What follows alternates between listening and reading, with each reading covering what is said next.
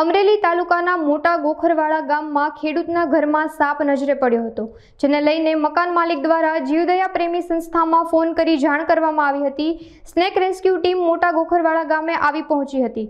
Rescue team દ્વારા સાપનું washing મશીનમાંથી સલામત રીતે રેસ્ક્યુ કરવામાં આવ્યું હતું, તેમજ રેસ્ક્યુ ટીમ દ્વારા સાપને સુરક્ષિત રીતે જંગલ વિસ્તારમાં છોડી દેવામાં આવ્યો હતો।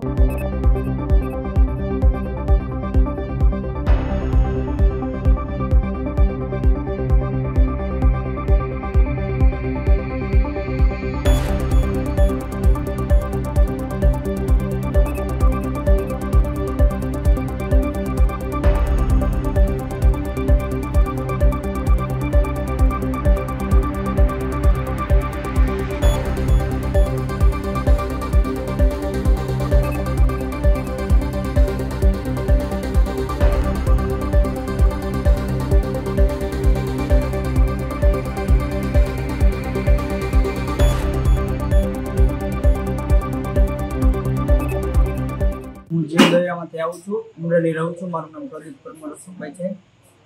મારે 11:30 વાગે કોલ આવ્યો હતો ગોખરવાડાથી। એક સ્નેક વોશિંગ મશીનમાં ફસાઈ ગયો છે, એનું રેસ્ક્યુ કરવા આવ્યા હતા ને 2-2.5 કલાકના જહેમત બાદ અમે સાપ પકડી લીધો છે અને હવે અમે જગ્યાએ સલામત કરવા જઈએ છીએ રિલીઝ કરવા। અત્યારે તો વાતાવરણ એવું છે એટલે 5-7 તો આવે જ છે રેગ્યુલર, અમે જેમ બને જેટલું થાય અમારાથી કરીએ જ છીએ, અમે સેવા જ કરીએ છીએ। મારું નામ દિલેશ કથિરિયા છે। એકચ્યુઅલી આજે થયું એવું કે 6, 6:30 કે 7 વાગે આજુબાજુ અહીંયા સાપ આવ્યો છે, એટલે એ મોટા દાદાએ જોયો હતો, આ બાજુ જતો હતો। પછી અમે મોડી રાતે ઘરે આવ્યા તો એ વોશિંગ મશીનની નીચે જ બેઠેલો હતો, એટલે ખૂબ જહેમત કરી કાઢવાની, પણ છતાંય ખૂબ મહેનત કરવા છતાંય એ નીકળ્યો નહીં।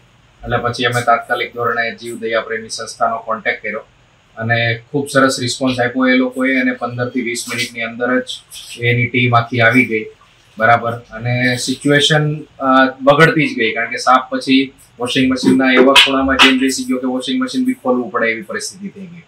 એટલે એની ટીમે વોશિંગ મશીન ખોલ્યું અને ભારે જહેમત બાદ કોઈ પણ હાનિ પહોંચાડ્યા વગર સાપનું રેસ્ક્યુ ઓપરેશન કર્યું।